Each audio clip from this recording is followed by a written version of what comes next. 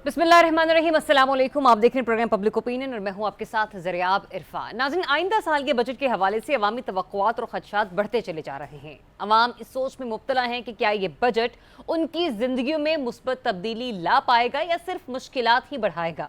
जरा ये बता रहे हैं कि हुकूमत ने इस बार नकदी यानी कि कैश के बजाय डिजिटल अदायगियों को फरोग देने के लिए बड़ा मंसूबा पेश करने के अज़्म का इजहार किया है, जिसका मकसद मईशत को डॉक्यूमेंटेड यानी कि दस्तावेजी बनाना है, टैक्स नेट को वसी करना और नकद लेन देन को महंगा जबकि डिजिटल लेन देन को सस्ता बनाना है। इस मंसूबे के तहत नकद अदायगी पर यानी कि कैश पेमेंट पर इजाफी फीस आयद करने की कानूनी शिक मुतवक्के है। मसलन तमाम पेट्रोल पंप्स पर नकद अदायगी पर फी लीटर 2 से 3 रुपए इजाफी कीमत वसूल की जाएगी और दरामद कुनंदगान यानी कि इंपोर्टर्स और मैन्युफैक्चरर्स के लिए डिजिटल अदायगी पर 18% जबकि नकद अदायगी पर 2% इजाफी टैक्स लगाया जाएगा। शादी हॉल्स, ज्वेलर्स, डॉक्टर्स, वकला और सेलॉन्स जैसे शोबों को भी दस्तावेजी बनाने की कोशिश की जाएगी, लेकिन सवाल यह है कि बगैर मुकम्मल तैयारी, सहूलियात की फराहमी और अवामी आगही और मुहिम ट्रेनिंग के बगैर ये मंसूबा कामयाब हो सकेगा। और जब मुल्क में इंटरनेट की रफ्तार सुस्त हो, अवाम में डिजिटल लेन देन के हवाले से आगही बहुत ही कम हो, तो क्या कदम इस तरह का बड़ा इनकलाब मुमकिन है? क्या ताजर, रिटेलर्स और पेट्रोलियम डीलर हुकूमत के इस मंसूबे को सपोर्ट करेंगे या ये मंसूबा नाकामी के दहाने पर पहुंच जाएगा? बजट 2025-26 में टैक्स रेवेन्यू के हदफ में भी पहाड़ जैसा इजाफा तजवीज़ किया गया है, जो कि गुज़िश्ता माली साल के 12,300 अरब के हदफ से कहीं ज्यादा है।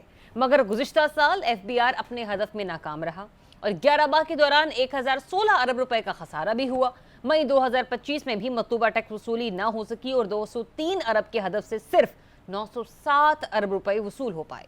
ऐसे में सवाल यह है कि जब गुज़िश्ता साल भी टारगेट पूरा ना हो सका तो अगले माली साल में ये नुमाया इजाफा हासिल करना कैसे पॉसिबल है? और क्या हुकूमत के पास इस हवाले से कोई मौसर हिकमत अमली है या सिर्फ एक दीवाने का ख्वाब? सियासी मैदान में भी अहम तब्दीलियां देखने को मिल रही हैं, जहां बानी तहरीक इंसाफ को पार्टी में नया ओहदा पैट्रन इन चीफ दिया गया है। सवाल यह है कि इस नए ओहदे से तहरीक इंसाफ को क्या फायदा हासिल होगा? तहरीक इंसाफ एहतजाज करने जा रही है और बताया यह भी जा रहा है कि इस बार एहतजाज में बानी तहरीक इंसाफ की नुमाइंदगी अली अमीन गंडापुर के बजाय उमर अयूब और सलमान अकरम राजा करेंगे। ये डेवलपमेंट अली अमीन गंडापुर पर अदम एतमाद को जाहिर करती है। ये अदम एतमाद क्यों है और किस वजह से किया गया है, आज के प्रोग्राम में इस पर भी डिस्कशन होगी। मुझे ज्वाइन कर रहे हैं सहाफ़ी तज्ज़ियाकार रिजवान रज़ी साहब, अनवर रज़ा साहब, ब्रिगेडियर रिटायर्ड हारिस नवाज साहब और डॉक्टर इकरामुल हक साहब, माहिर मुआशियात हैं। सबसे पहले मैं उनकी तरफ बढ़ूंगी क्योंकि टैक्स पर उनकी खासी मजबूत गिरफ्त है, माहिर हैं इस चीज़ के, तो ज़रा उनसे बात कर लेते हैं कि जो टारगेट हुकूमत की तरफ से मुकर्रर किया जा रहा है कि डूएबल है, ये अचीवेबल है? क्योंकि गुज़िश्ता माली साल की निस्बत इस साल तो और भी बढ़ा कर रख दिया गया ना। जब पिछला टारगेट हम लोग अचीव नहीं कर पाए तो ये कैसे पॉसिबल हो पाएगा डॉक्टर साहब? जी, इसमें दो पहलू हैं। एक तो ये कि चूंकि मईशत के अंदर बहुत जो शरह नमू है कम है और जो उसमें सबसे बड़ा फैक्टर ये है कि जो इस वक्त सनती शोबा है वो मुसलसल दबाव का शिकार है। बहुत सी इंडस्ट्रीज बंद हो गई, बल्कि टेक्सटाइल जहाँ से हम 55% एक्सपोर्ट करते हैं उसमें भी कमी वाक़या हुई है। टैक्सेस जब आप बहुत ज़्यादा हाई कर देते हैं तो उसका एक नतीजा तो लाजमी निकलता है कि फिर आपको बहुत कम टैक्स भी मिलता है और उससे आपकी ग्रोथ रेट भी कम हो जाता है। अब ये फार्मूला जब से आप रहेंगे हम IMF के प्रोग्राम में, तो उनको तो सिर्फ एक ही बात की समझ आती है कि आप अपने टैक्स रेट हाइक करें। जब लोग लिखते हैं या बात करते हैं कि जी आप टैक्स बेस को क्यों नहीं बढ़ाते हैं, इतने कम आपके पास फाइलर क्यों है, आज भी 7 मिलियन है जबकि आपने 13.5 को रजिस्टर्ड कर रखा है। असल पाकिस्तान का पोटेंशियल क्या होगा उस पर तो अभी कोई ऐसी खास साइंटिफिक स्टडी भी नहीं करी।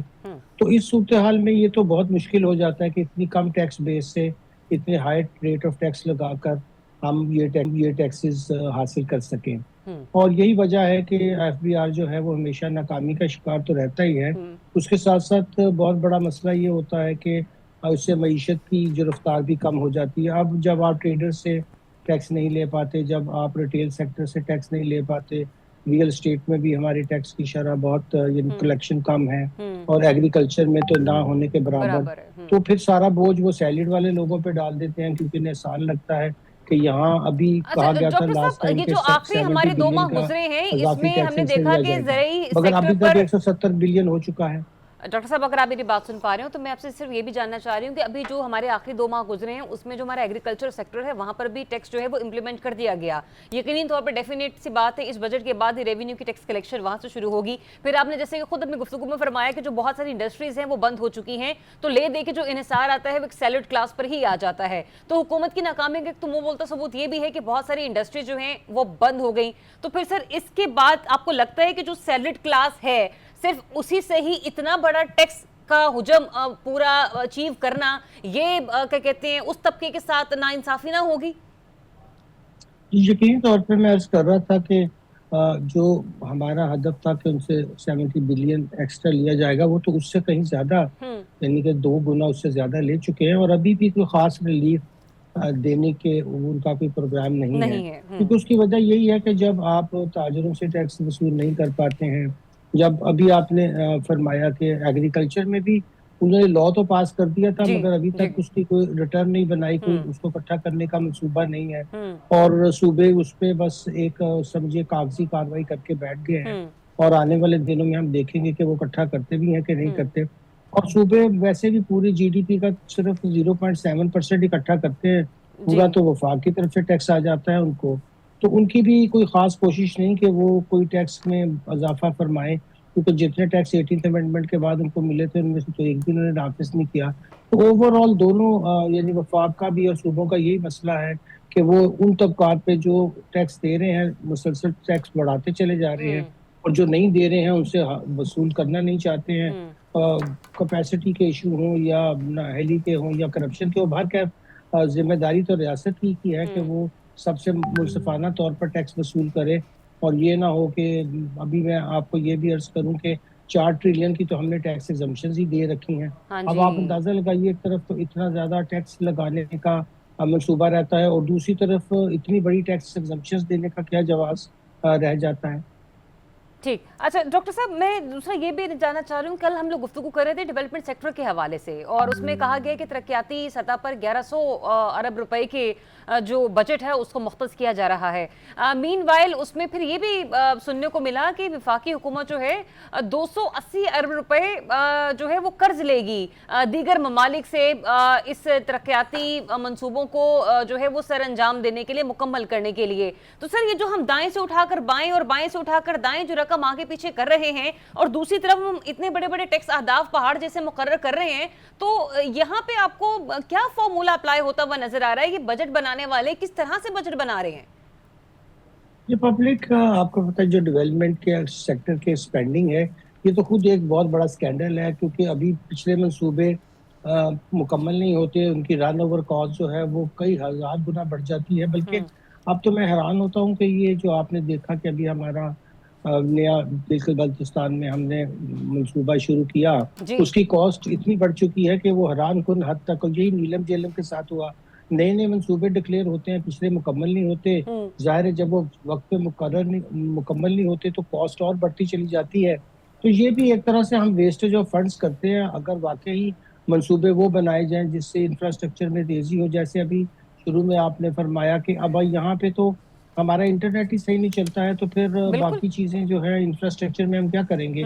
तो जहाँ पैसे लगाने चाहिए, जहाँ हमें तेज रफ्तारी से जो डिजिटाइजेशन की तरफ जाना चाहिए, उसका इंफ्रास्ट्रक्चर बिल्ड करना चाहिए, उस तरफ तो हमारी कोई तवज्जो नहीं है। और ये जो इस तरह के मंसूबे जिसमें किकबैक्स होते हैं, जिसमें बाहर से कर्जे लिए जाते हैं, जिसमें लंबी कमीशन होती हैं, उसमें बहुत तवज्जो होती है और वो भी कभी मुकम्मल नहीं होते वक्त पे, और उसमें बहुत पैसे का ज़या होता है। अच्छा मुख्तसरन एक और मैं आपसे कमेंट देना चाह रही हूँ सर, जिस तरीके से हमने ये कहा गया तो हुकूमत की तरफ से कि बहुत सारे इदारों को प्राइवेटाइज कर दिया जाएगा, लेकिन अनफॉर्चुनेटली ऐसा हो नहीं सका। ये हमारी इकोनॉमी में कितना बड़ा डेंट डाल रहे हैं? जी देखिए, कई ट्रिलियन तो जो बजट के बाहर हमारा जो एनर्जी सेक्टर का लॉस हो और जो हमारा ये स्टेट और एंटरप्राइजेस हैं, इनका लॉस भी मिलाकर हमारा 5 ट्रिलियन पे पहुंच जाता है। अब ये बड़ी हैरत की बात है कि 3 ट्रिलियन की, हम 4 ट्रिलियन की एग्जम्पशंस की बात की, 5 ट्रिलियन के इस लॉस की बात की, तो ये तो इतना बड़ा बोझ है लोगों की जेब के ऊपर। मगर वहाँ हुकूमत कोई उसमें ऐसी तेजी नहीं दिखाती जो वो टैक्स लेने में दिखाती है, कि हम कम से कम इन लॉस बेयरिंग को या तो इनको प्रॉफिटेबल बनाएं या फिर इनसे जान छुड़वाएं।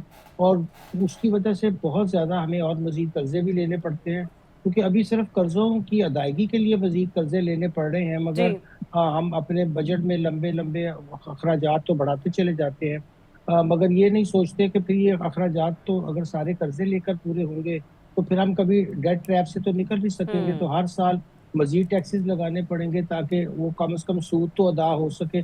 और अब तो ये सूरत हाल हो गई है कि हमें पूरा सूद भी अपनी इनकम से नहीं वफाक अदा कर पा रही, और सिर्फ सूद की अदायगी के लिए भी कुछ उनको कर्जा जो है वो लेने पड़े। ठीक है डॉक्टर साहब, हमारे साथ रहेगा। मैं दीगर मेहमानों को शामिल गुफ्तगू करना चाहूँगी। स्टूडियो से स्टार्ट हुई रिजवान अजीज साहब सारी गुफ्तगू सुन रहे थे। रिजवान अजीज साहब, जैसे कि कल भी हमने जिक्र किया, ये अचीवेबल तो बड़ा अजीब सा लगता है। कल भी डॉक्टर कैसा भी ये फरमा रहे थे कि हुकूमतें कह दिया करती हैं लेकिन उन्हें खुद भी मालूम होता है कि ऐसा हो नहीं सकता।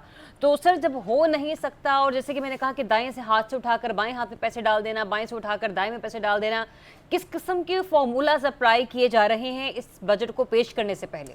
देखिए 13,200 या 13,300 से तो ज़्यादा फिर भी होगा ना। अगर ये 15,300 का टारगेट पूरा नहीं भी कर पाते तो पिछले इस साल के टारगेट से तो अगले साल ज़्यादा इकट्ठा करेंगे ना। एक बात तो ये हो गई। तो सर, ये 15,000 का फिगर ये जाहिर नहीं कर रहा कि किस किस्म की सख्तियां होने जा रही हैं? नहीं, वो तो सख्तियां जो हैं वो हर दफ़ा ही बढ़ना होती हैं। ये बेसिकली ये फिगर जो है ये हमें IMF ने करवाया है। IMF तो 16,000 के पास जाना चाह रहा था, ये इन्होंने कोई लड़ भिड़ के तो उसको थोड़ा सा कम करवाया है। मेरा ख्याल को 500-600 अरब रुपए का फ़र्क इन्होंने इससे डलवाया है। अच्छा, एक तो ये बात हो गई। दूसरा, हर ब्यूरोक्रेट जो होता है ना वो अगले ग्रेड की प्रमोशन के लिए, और डॉक्टर साहब जो हैं वो इस बात के गवाह हैं, वो कोई ना कोई नया सिलसिला पेश करता है। अच्छा। और मतलब हेयर ड्रेसर से, वकला से, सर्विसेज सेक्टर से हम टैक्स लेने की हर दफ़ा कोशिश करते हैं, और ताजरों से, और हर दफ़ा इस नतीजे में पहुंचते हैं कि ये पाकिस्तान की मौजूदा जो टैक्स एस्टेब्लिशमेंट है उसके बस की बात नहीं है। और फिर घूम फिर के सारा असर जो है सैलेड क्लास पर वो जनाब ब्रिगेडियर साहब के और अनवर रजा के और मेरी तनख्वाह के ऊपर आ जाता है। आप तो ऐसे कह रहे हैं जैसे मैं टैक्स नहीं देती। और मेरा मतलब है कि at the end of the day क्या होता है जी, वकला जो है वो देंगे, और वकला जो है वो अपने क्लाइंट को जो सर्व कर रहे होते हैं बिल, उसके ऊपर वो फीस इजाफी लगा के भेज देते हैं कि जी हमने फीस इधर देनी है। तो at the end of the day tax का मकसद तो फौत हो गया ना जी। टैक्स तो उसकी इनकम में से आपने लेना था, उसने पास ऑन कर दिया, अल्लाह खैर सल्ला, तो वो अफरात ज़र का बायस बन जाता है। अभी अब देखिए, किसी साहब ने, किसी लाल बुजक्कड़ साहब ने कोई फेसलेस असेसमेंट सिस्टम, मैं चाहूँगा डॉक्टर साहब इसके ऊपर कुछ करें, वो मुतारफ़ करवाया है, और हर चीज़ कराची में कंसंट्रेट कर दी है। अब अगर मुझे अपनी टैक्स असेसमेंट को या अप्रेजमेंट को चैलेंज करना है तो मुझे ऑल द वे कराची जाना पड़ेगा, और कराची के डिप्टी कलेक्टर को जाके तो अपनी अपील फाइल करना पड़ेगी। दाद दीजिए। First of all I really want to know कि ये फेसलेस जो आप बात कर रहे हैं कि माजरा है क्या? ये सिस्टम एक ऐसा उन्होंने मुतारफ करवाया है कि बाहर से जो चीज़ आएगी उसकी वैल्यू की जो अप्रेजमेंट होगी, असेसमेंट होगी, वो एक ऐसे सिस्टम से होगी जहाँ से किसी उसका मतलब टैक्स ऑफिशियल का इंपोर्टर के साथ बराह रास्त रब्ता नहीं होगा। क्लेम ये किया गया। अच्छा। लेकिन उसके अंदर जो इनबिल्ट चीज़ डाल दी गई है कि कराची के अलावा बाकी हर जगह का जो इंपोर्टर है वो डिसएडवांटेज पे चला गया है, कि अगर उसे किसी भी लेवल के ऊपर उस सिस्टम को चैलेंज करना है तो उसे ट्रैवल करना है all the way to Karachi. Transport के और ट्रैवल के हालात पहले ही अच्छे नहीं है। तो अच्छा, आप देख लीजिए साहब, ये इंपोर्ट करने की बात करें फेसलेस सिस्टम की, इसमें कुछ एक वो मुकर्रर भी की गई है कि इतनी मालियत की कोई रकम की जो चीज़ है उसके ऊपर जाके आपने सिस्टम को गो थ्रू करना है, या आप कुछ भी इंपोर्ट कर रहे हैं तो उसके ऊपर आपको? मेरा ख्याल है कुछ भी, क्योंकि अभी हमारे एक दोस्त हैं, उन्होंने यूके से डोनेशन के को 3 कंटेनर भेजे थे यहाँ पे ना। अच्छा। तो दिसंबर में वो लैंड कर चुके थे। कल उन्होंने फ़ोन करके फरमाया कि जी अब जाके तकरीबन हम जून में बैठे हुए 6 माह बाद वो रिलीज़ हुए हैं, और उसमें से वो जो चीज़ें थी कुछ चीज़ें वो भी थी। चले, हम सबकी आगाही के लिए मैं मुख्तसर से इस पे कमेंट लेते हूँ, फिर मैं मुझे ब्रिगेडियर साहब की तरफ भी बढ़ना है। डॉक्टर साहब, अगर ये मालूमात इस पे आप हमारा इजाफा कर सकें ज़रा। ये फेसलेस का निज़ाम जो कस्टम ने बनाया वो पहले दिन ही उसमें तकरीबन 40 से 42 बिलियन का फ्रॉड हुआ, उन्होंने उसके सब हेडिंग्स ही बदल दिए और बाद में उनको पता चला कि तो कमाल हुआ कि अभी इसको नाफिज हुए एक दिन ही हुआ था कि उसमें इतना बड़ा फ्रॉड भी हुआ। सारे मशीन्स भी इंसान ही चलाते हैं। एक तो रिपोर्टर्स के लिए डिफिकल्टी जैसे रिजवान साहब फरमा रहे थे वो तो हुई है, साथ में वहाँ पे बहुत ज्यादा खराबियों के पहलू भी निकल रहे हैं। दरअसल एफबीआर में और हर जगह मसला यही है कि वो अपने सिस्टम को लोगों से मुतारफ कराए बगैर, उस पर फीडबैक लिए बगैर, उसकी टेस्टिंग लिए बगैर बस एक फाइन मॉर्निंग उनको ख्याल आता है कि आज हमने ये डिजिटल कर देना है, आज हमने ये फेसलेस कर देना है। उसके लिए जो बाकी रिक्विजिट चीजें होती हैं वो उनको बिल्कुल उसकी तरफ तवज्जो नहीं होती और फिर जाहिर है कि वो नाकामी की तरफ ही जाएंगी चीजें। ठीक है ब्रिगेडियर साहब, मैं जरा क्विकली आपकी तरफ आऊंगी। मुझे ये बताइएगा, बहुत ही सादा सा सवाल सर, जितना पहाड़ जैसा टारगेट रख दिया गया है, अभी वो अलग बात है इसका ऐलान नहीं किया गया क्योंकि वफाकी बजट अनाउंस नहीं हुआ, लेकिन इतलात तो यही हैं, तो फिर यही से आप अंदाजा लगा लीजिए कि किस कदर टैक्सेस लगाए जा रहे हैं। और सही मालूमात तो तब मिलेंगी जब ऐलानात होंगे इस सिलसिले में, क्योंकि हम और आप ये एक्सपेक्ट कर रहे हैं कि इस दफा जरा सैलरीड क्लास को थोड़ा सा रिलीफ दिया जाए और वो ऐसे सेक्टर जो कि जान बचा के नीवी होकर निकल जाते हैं, जिसमें हमारे ताजिर सरे फहरिस्त हैं, सर इनके ऊपर हुकूमत कब अपना शिकंजा जो है ना तेज रखेगी? देखें, बात यह है कि बड़ी सिंपल सी बात है। एक salaried class, number 2 corporate level के जो लोग हैं उनकी सारी पकड़ है, उन्हीं से सारा ये टैक्स वसूल किया जाता है। ताजर हजरात नहीं देते, सारी कैश डीलिंग करते हैं। जो ज़्यादा कैश डीलिंग करते हैं वो पैसा राइट ऑफ लौट जाता है, क्योंकि ये प्लास्टिक पेमेंट नहीं है। लाइक आप किसी होटल में चले जाएँ, आप किसी डॉक्टर्स के पास चले जाएँ, लॉयर्स के पास चले जाएँ, ज्वेलर्स के पास चले जाएँ, all payments are in cash. तो आप कैसे इंश्योर करते हैं? That is the responsibility of FBR, जो इसको वो काम नहीं करते हैं। लाइकवाइज आपके सामने देख लें कि जो हमने, अगर रजी साहब है, मैं हूँ और आप लोग बैठे हुए हैं, इफ़ आई वांट टू जज गवर्नमेंट रिस्पॉन्सिबिलिटी कि उन्होंने एफबीआर में क्या काम किया और कितना वादा पूरा किया, तो जो एफबीआर में चोरी है 4000 अरब की, वो उन्होंने कोई अरेंजमेंट नहीं किया कि क्या कर सकते हैं। नंबर 2 प्राइवेटाइजेशन, जो भी आपने बात की थी, 1000 से 1500 रुपये की होती है, प्राइवेट एक भी नहीं की है। वाई यू डन इट, वो आपने नहीं की है। नंबर 3 है, इसके साथ आप जो देख लें कि जो आपने कहीं ऑस्टेरिटी ड्राइव की है, president house, prime minister house, CM house, governor house और डिफरेंट हर जगह से, सेरिना से और लंच और वो आते हैं, उसके बाद 6 गाड़ियाँ सेक्रेटरीज के पास, वो भी हमने कोई काम नहीं की है। Where do we set the examples? MNS को देख लें, सेनेटर की सैलरी देख लें, MP की सैलरी बड़े सब बढ़ा दी है। तो बात ये कि where are we setting the examples? आप जब तक रिटेलर से कैश का सिलसिला ख़त्म करके प्लास्टिक पे नहीं आएंगे, ये मसला हल नहीं होगा। पेट्रोल वालों करें, आप अनाउंस कर दें आप बजट में ये, लेकिन गिव देम 2 मंथ्स, उनको एक्सटेंसिव उनकी अवेयरनेस लेकर आएँ, या अभी से आप शुरू कर दें अवेयरनेस के, जी हम आपको 15 दिन या 30 जून को हम फाइनल इसके बाद इम्प्लीमेंटेशन शुरू कर देंगे, कोई परवाह नहीं। सडनली डोंट डू इट, पहले लोगों को अवेयरनेस को लेकर आए ना। True that. मैं ब्रिगेडियर साहब अगले सेगमेंट में चलकर इसके ऊपर जरा डिटेल में बात करूंगी।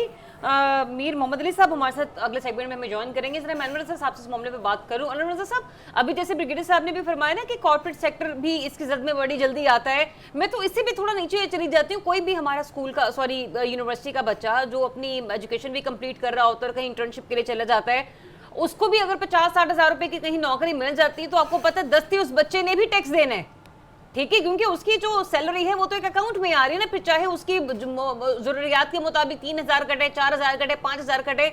मैं कहना ये चाह रही हूँ कि मतलब जो वाकई सेक्टर दे रहा है आप उसको पीछे चले जा रहे हैं, लेकिन जो ये दीगर सेक्टर्स हैं इनकी तरफ कोई आता नहीं है। बहुत शुक्रिया। देखिए, IMF ने पहले तो जो आपकी गवर्नमेंट है उसको कहा कि अपनी जो मजमूई आमदन है उसमें इजाफा कीजिए, उसमें जो शॉर्टफॉल है 2000 अरब का वो कैसे पूरा किया जाएगा, उस पर टैक्सेस नहीं लगेंगे और हुकूमत इसी तरह उनको पूरा करेगी। दूसरा, देखिए FBR से मुतालिक इदारा जाती रिफॉर्म्स की बड़ी ज़रूरत है। वहाँ पर जो 4000 अरब की चोरी है उसको कैसे कम किया जाएगा, उसको कैसे पकड़ा जाएगा। फिर आप देखिए, आपने गुज़श्ता बरस जो टैक्स का हदफ रखा था वो आपने मुकम्मल नहीं किया, अब आप माली साल के लिए टैक्स हदफ को बढ़ा रहे हैं, वो कैसे पूरा करेंगे? वो पूरा करने के लिए डेफिनेटली आपको डायरेक्ट इंडायरेक्ट टैक्सेस लगाने पड़ेंगे और आप वो जो अवाम की जेब है उससे डाका मारेंगे और पैसे निकालेंगे।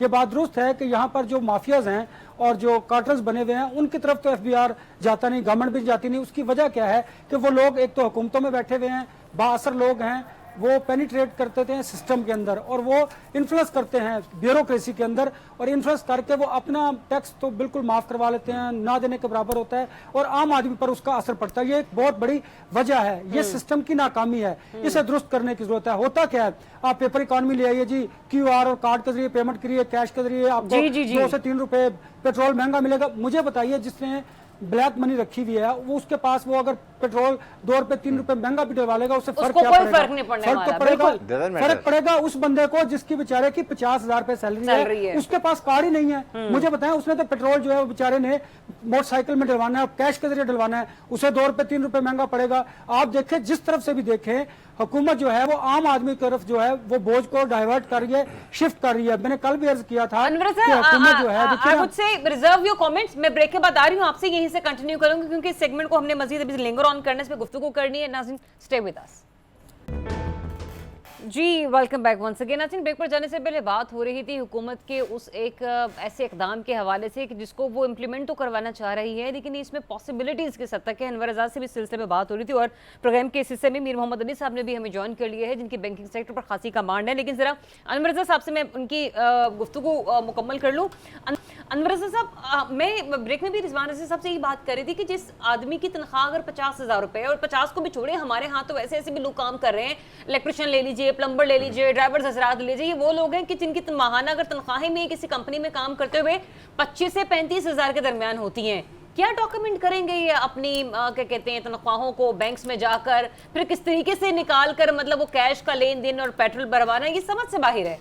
देखिए ज़रियाब, ये बड़ा मुश्किल है आम आदमी के लिए। उसकी वजह यह है कि आप अपने जो बुनियादी कवानीन हैं उन पर अमल दरामद नहीं करवा सकती गवर्नमेंट। वफाक के अंदर मैं इस्लामाबाद की बात करता हूँ कि 37,000 जो मिनिमम वेज का कानून है उस पर अमल दरामद नहीं हो रहा। फिर आप देखिए यहाँ पर वो गार्ड्स 20,000 से 25,000 के दरमियान तनख्वाह ले रहे हैं जो बैंकों के बाहर खड़े होते हैं, जो आपकी सिक्योरिटी के लिए मामूर होते हैं। अब मुझे बताइए 25,000 जिस शख्स की सैलरी होगी, 30,000 जिस शख्स की 35,000 सैलरी होगी, वो क्या कार्ड लेगा, बैंक जाएगा, वहां से कोई पैसे निकलवाएगा ATM से, फिर आके वो तो कैश ही पेट्रोल डलवाएगा ना। उसको फर्क पड़ेगा, आम आदमी को फर्क पड़ेगा। जिसने ब्लैक मनी है जिसके पास, उसने अपने प्राडो में, उसने V8 में, उसने तो पेट्रोल कैसे भी भरवा लेगा। उसे मुझे बताइए 1,000 रुपये अगर एक्स्ट्रा पड़ जाएगा तो उसे क्या फर्क पड़ेगा, पहली बात। दूसरी बात देखिए कि बड़ा मुश्किल है। पहले आप राय अम्मा तो हमवार कीजिए, मीडिया कैंपेन चलाइए, लोगों को बताइए कि पेपर इकोनॉमी का क्या फायदे हैं और कैश का क्या नुकसान है।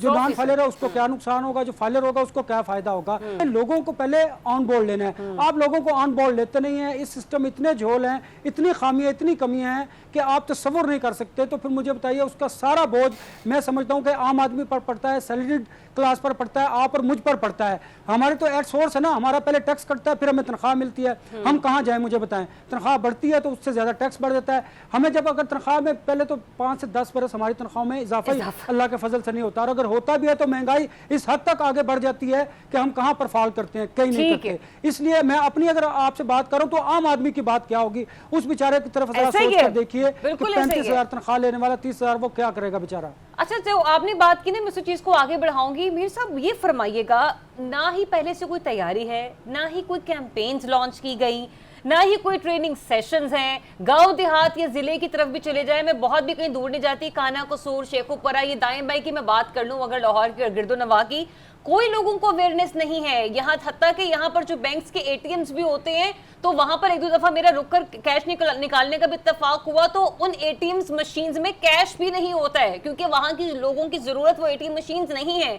तो विदाउट एनी गिविंग अवेयरनेस ये जो प्रोजेक्ट हुकूमत लॉन्च करना जा रही है, बुलडोज करना चाह रही है, सर इसकी क्या ये मंसूबा लगता है आपको कामयाब हो पाएगा?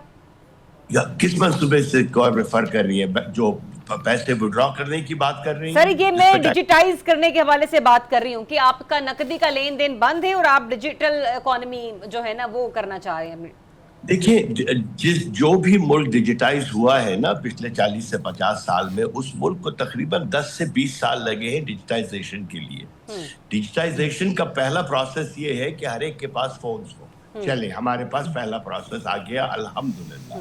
डिजिटाइज होना क्या अच्छी चीज है, बेहतरीन चीज है डिजिटाइज होना, क्योंकि हमारी इकोनॉमी $400 बिलियन से बढ़ के $700-800 बिलियन तक जा सकती है, क्योंकि हम अनडॉक्यूमेंटेड इकोनॉमी है। तो पहले तो इस इक़दाम की जो बात सच है वो करनी चाहिए कि बहुत अच्छा है, मगर इसका लाए अमल किस तरीके से होगा, एफबीआर कैसे कलेक्ट करेगी ये पैसा, और कम जो लोग हैं सैलरी वाले उनसे कैसे कलेक्ट करेगी। डिजिटाइजेशन के लिए रिटेल सेक्टर है, आप देखिए 1 लाख रुपए सुबह लेकर निकले और शाम तक खर्च करके आए तो आपको 25-30 हजार रुपए से ज्यादा की असली रसीदें तक नहीं मिलती।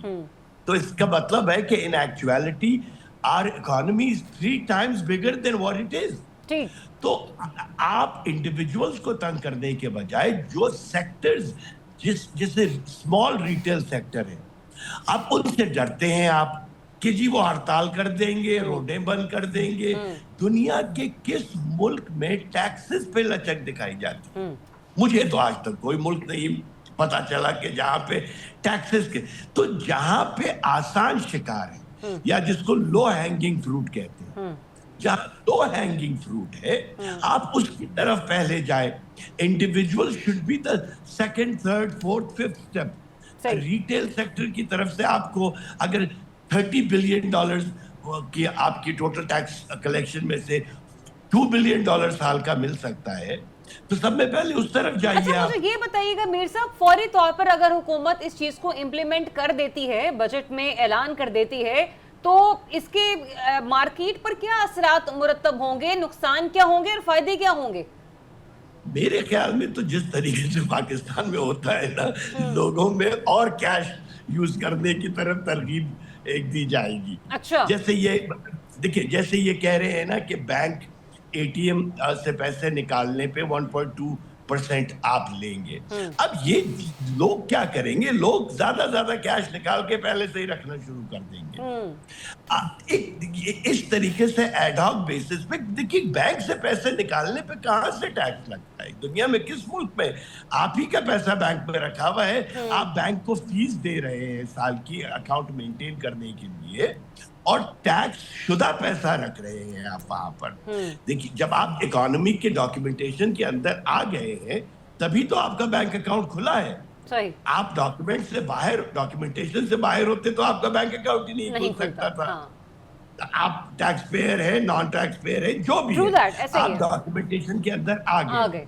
तो डॉक्यूमेंटेशन के अंदर आए हुए इंसानों की जिंदगी में सहूलियात फराहम करें आप, ना कि आप ऐसे मिसाल कायम करें कि लोग डर जाएं और अगली दफा डॉक्यूमेंटेशन की तरफ जाए ना। ठीक है, मेरे साहब पॉइंट आपका आगे रिजवान रज़ा साहब, मेरा बहुत सिंपल, मतलब जो हम आम तरीकों में देखते हैं, देखें आपके घर में भी बुजुर्ग होंगे, मेरे घर में भी है, मैं बड़ा सादे लफ्ज़ में बता रही हूँ, मेरी अम्मी के पास एटीएम कार्ड है, आज तक उन्हें नहीं पता कि एटीएम यूज़ कैसे करना है। मेरी बहन जाती है और उनकी ट्रांजैक्शंस कर आती हैं। इसी तरह हमारे घरों में अक्सर ऐसे क्या कहते हैं बुजुर्ग मौजूद हैं कि जिन्हें नहीं पता ये एटीएम ऑपरेशनल सिस्टम और ये क्या करना है क्या नहीं करना है। और ये तो मैं शहर की बात कर रही हूँ ना, जैसे कि मैंने पहले भी अर्ज की कि गाँव देहात के लोग तो बिल्कुल ही लाइल्म हैं और वो तो नकद को प्रेफर करते हैं। उनके नज़दीक ऑनलाइन बैंकिंग शेकिंग, जिस तरह की आपको पता है बेनज़ीर इनकम सपोर्ट प्रोग्राम और ये जो होती है इंश्योरेंस वगैरह, वो तो डसे हुए हैं लोग इन चीज़ों से। देखिए, मैं थोड़ा सा ना जो जनरल गुफ्तगू का ट्रेंड है उससे इनहराफ की जुर्रत करूँगा। जी जी। मुझे याद है ये सबसे पहले ऑनलाइन का जो ये वाला जो तमगा जो था, ये कौम के गले में शौकत अजीज़ साहब ने डाला था। अच्छा। और शौकत अजीज़ साहब के दौर से हम ये देखते आ रहे हैं कि हर साल ये डिजिटल ट्रांजेक्शन जो हैं या ऑनलाइन ट्रांजेक्शन जो हैं, इनके अंदर इजाफे की शरह 100% से कम नहीं रही। मतलब पहले सालों में तो 250 और 350% तक रही। ज़ाहिर है बेस ही कम था, जब बेस ही कम होगा तो फिर आपको ग्रोथ बहुत ज़्यादा लगेगी। लेकिन इस वक्त भी जो ये हमारी डिजिटल ट्रांजैक्शन की इकोनॉमी का साइज जो है हमारे गेस्टिमेट्स के मुताबिक, वो कैश से ज़्यादा हो चुका है। मैं ग्रे की बात नहीं कर रहा, ग्रे को निकाल के बात कर रहा हूँ। जो डॉक्यूमेंटेड इकोनॉमी है उसमें कैश की ट्रांजैक्शन जो है वो कम रह गई हुई है। ठीक है, एक तो ये बात हमें अब अपने माइंड में रखनी चाहिए कि जिसको मेरे भाई कह रहे हैं कि अवेयरनेस पैदा की जाए या लोगों को बताया जाए। आप कंज्यूमर के हवाले से देख रहे हैं ना, हम दूसरी ट्रांजैक्शन को जब देखते हैं तो वॉल्यूम वाइज वो बहुत ज़्यादा हो चुकी हुई है। एक तो ये बात है। हाँ, ये बहरहाल किसी जगह के ऊपर अंदाज़ा नहीं है कि अगर मेरे अकाउंट के अंदर किसी महीने तनख्वाह के अलावा कोई 20 लाख रुपया आ गए हैं तो टैक्स ऑफिशियल को मुझे ऑटोमेटिकली पूछ लेना चाहिए कि भाईजान ये पैसे कहाँ से आए, ठीक है। नहीं पूछते टैक्स वाले ना, वो सिस्टम्स हमने इम्प्लीमेंट नहीं किए या इफेक्टिव फाल नहीं किए, हो जाने चाहिए। ठीक, किसी के अंदर भी को अनइवन पैसे तो सिस्टम तो ये कहता है जी 5 लाख से ज्यादा की अगर वेरिएशन आती है किसी की भी रेगुलर ट्रांजैक्शन के अंदर, तो सिस्टम के अंदर से ऑटोमेटिकली एक वार्निंग जनरेट हो जानी चाहिए। सही। तो वो मसला कि ऑनलाइन सिस्टम के बारे में अवेयरनेस नहीं है। पहले हमारी मेजर सेगमेंट ऑफ सोसाइटी उस पर चली गई हुई है, तो अब क्या है, जब मेरा ये नुक्ता नजर है। सही। अच्छा, अब आ जाइए इसके ऊपर कि असल में इशू ये है ही नहीं कि ऑनलाइन किया जाए। असल में तो इशू ये है ना कि सेठ साहब यहाँ पे कमाते हैं, टैक्स एवेजन करते हैं, दुबई का एक चक्कर लगवा के लाते हैं और वो पैसे पवित्र हो जाते हैं। जो उन्होंने 30%, 40%, 20% टैक्स एवेजन की होती है, वो उनकी लीगलाइज हो जाती है। असल में तो इसको करने की जरूरत है ना।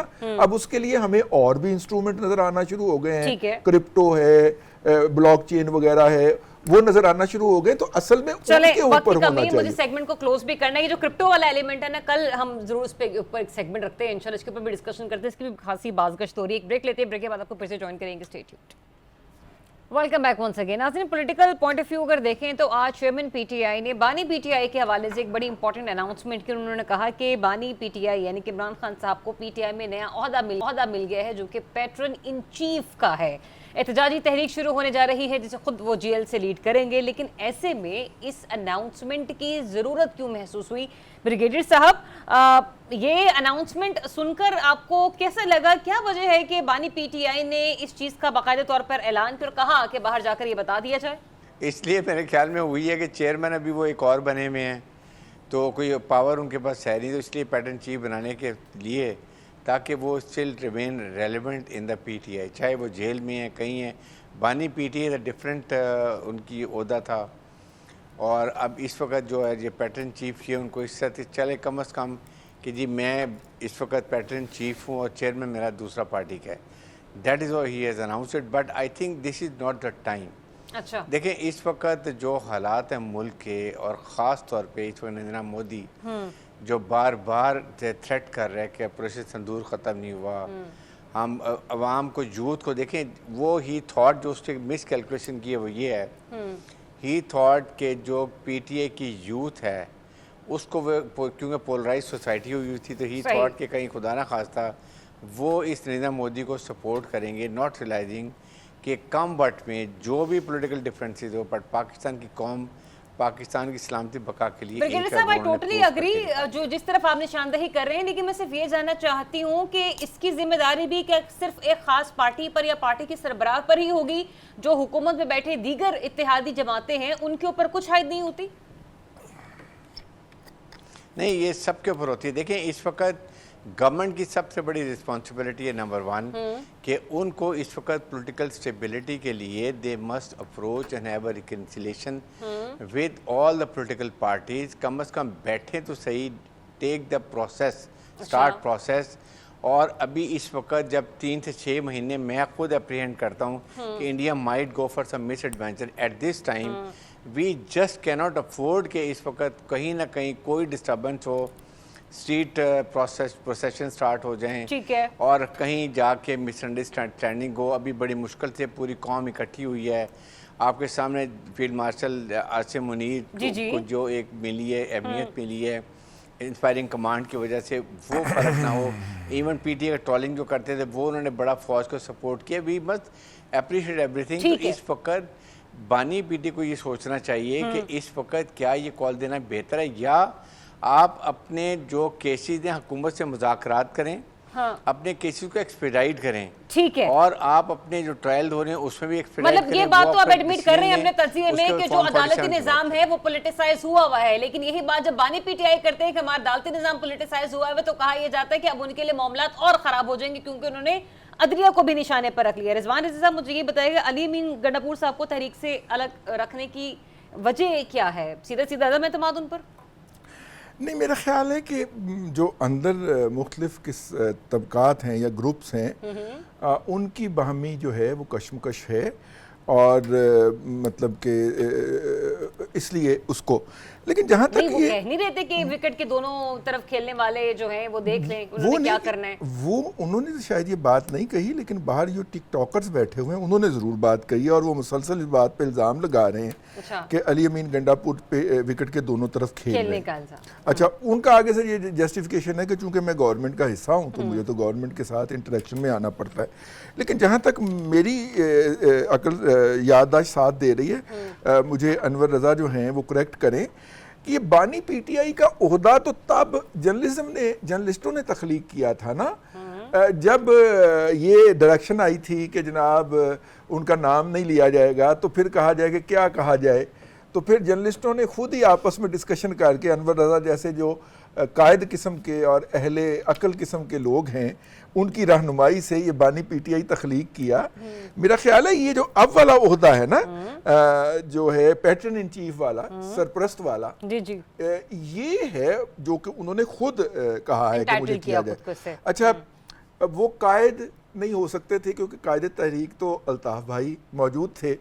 अच्छा, इसके बाद वो कायद मेरा ख्याल है कि क्योंकि ये भी तहरीक इंसाफ है और उनकी भी तहरीक है। अच्छा, जो मुझे महसूस हुआ इससे रज़ी साहब, वो शायद एक अपने वर्करों को भी मैसेज कन्वे करना चाह रहे थे और उन्होंने कई और लोगों को भी मैसेज कन्वे किया, बशमूल बैरिस्टर गौहर साहब के भी, हाँ। कि आप चेयरमैन पार्टी पीटीआई का टाइटल है आपके पास, बट एक और क्लैरिटी आ जानी चाहिए कि जो तहरीक शुरू होने जा रही है। वो तो वो बानी के नाम से भी जो मेन है। शॉट्स थी वो वही कॉल कर रहे थे। सही। लेकिन मतलब कि इसके नतीजे के अंदर एक तो उन्होंने एक्सरसाइज की है कि सही। अपनी अथॉरिटी के पार्टी के ऊपर अब भी I am the man who is calling the shot. एक तो ठीक उनका है। ये पैगाम देने का मकसद था। दूसरा ये है कि मेरे जैसे बदखा लोगों के जहन के अंदर ये बात मौजूद है कि यार ये डेजिग्नेशन जो है ये तो हमने तख्लीक किया था इनका। अच्छा। तो उन्होंने कहा नहीं, हम खुद अपने डेजिग्नेशन चलेंगे के तो साथ आपका आते हैं। तज्जिया और ये तबसरा मेरा ख्याल है। जस्ट होप कि जल्द ही कोई उनके पार्टी के तरफ से मौका भी वजाहत सामने आएगी, और वजाहत भी अगर सलमान अकरम राजा साहब या उमर अयूब साहब की तरफ से आ जाए तो बड़ी बेहतरीन होगा, क्योंकि अनवर रज़ा एहतजाज के दौरान उन्होंने इन्हीं दो लोगों के हवाले से कहा है ना कि वो नुमाइंदगी करेंगे बानी पीटीआई की, यानी कि pattern in chief Imran Khan साहब की। तो how do you see this, ये उमर अयूब साहब और सलमान अकरम राजा साहब किस तरीके से लीड करेंगे मामलात को? ज़रियाब, एक तो कल मैं कुछ कहना चाहता था, वक्त की कमी रह की गया वजह से था, जरा अब मुझे बोल इजाज़त दीजिए। दीजिए। मैं आपको वो भी इससे रिलेटेड था। देखिए, मैं बड़े वसूख से आपको ये बात बता रहा हूँ कि एस्टेब्लिशमेंट की तरफ से खान साहब को ये मैसेज कन्वे किया गया है कि आप 9 मई के हवाले से माफ़ी मांगिए और इसी गवर्नमेंट को तस्लीम करिए, सिस्टम के साथ चलिए। अब इसकी वजह से शायद वो दबाव का शिकार है, तो उन्होंने शायद तहरीक का कहा है। देखिए, ये वक्त उनके लिए मौजूद नहीं है। अच्छा। देखिए, इसी तरह की सियासी गलतियां उन्हें बहुत पीछे लेके जा चुकी है। दूसरी बात जो आपका सवाल था वो ये है कि देखिए, अब अच्छा है ये फैसला, गो कि मैं इसके खिलाफ हूं कि तहरीक के लिए वक्त मुनासिब नहीं। सियासत में वक्त बड़ा इंपॉर्टेंट होता है, फैसले बड़े इंपॉर्टेंट होते हैं। देखिए, उमर अयूब सियासी रिप्रेजेंटेशन है और सलमान अकरम राजा वो वकला की नुमाइंदगी करेंगे। अच्छा कॉम्बिनेशन है। अच्छा। और लेकिन ट्रस्ट डेफिसिट है बानी पीटीआई को अपनी जो बाहर की आदत है उस पर।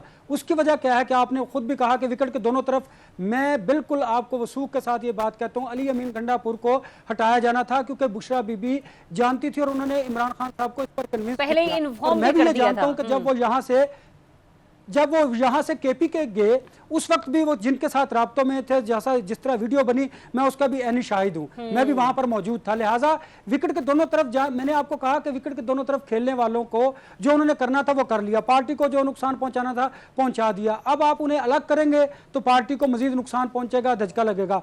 तहरीक की वजह से आप कुछ हासिल नहीं कर सकते। अब आपको Last minute पॉलिटिकल चल रहा है गवर्नमेंट मेरा सा- एंगेज करेगी, सिर्फ एंगेज करेगी। इसके अलावा मेरा नहीं ख्याल कि इससे बढ़कर पाकिस्तान तहरीक इंसाफ को कोई रिलीफ मिलता नजर आता है। अगर वो 9 मई के मामले को कन्फेस करते हैं तो जुर्म उन पर वो लागू होता है, और अगर वो माफी मांगते हैं तो साबित हो जाएगा कि उन्होंने जुर्म किया है। तो मुझे बताइए, वो तो ऐसी दलदल में धंस चुके हैं कि वो ना आगे के लिए ना पीछे के लिए, लिहाजा उन्हें बड़ी तो पॉलिटिकल दानिशमंदी ऑप्शन से उनके अब पास बड़े एहतजाजी सब्र तहरीक ही रहेगी। तहम्मुल अनवर मुज़ाकरात साहब, के यस जरिए। और नो, पॉलिटिकल ऑप्शन उनके पास सिर्फ एहतजाजी तहरीक ही रह गई है। Yes or Tehreek no? पहले नाकाम हो चुकी है। 26 नवंबर की बात कीजिए ना, नो, तहरीक उनके अच्छा। लिए कामयाबी का रास्ता नहीं है। ठीक है, चलें जी, पहले ही उनके एहतजाजी तहरीक नाकाम हो चुकी है, लेकिन जो हालात हैं दीवार से लगाए जाने के बाद अब ऑप्शन राय भी किया जाती है, क्योंकि वो खुद एक तरफ अदलिया के हवाले से भी गुफ्तगू करते हुए नजर आए, एस्टेब्लिशमेंट के साथ मुज़ाकरात हो नहीं रही है, हुकूमत चाहती नहीं है कि बातचीत हो। सो लेट्स सी अब आगे क्या होता है। इजाजत दीजिए, अपना बहुत सा ख्याल रखिए। अल्लाह हाफिज़।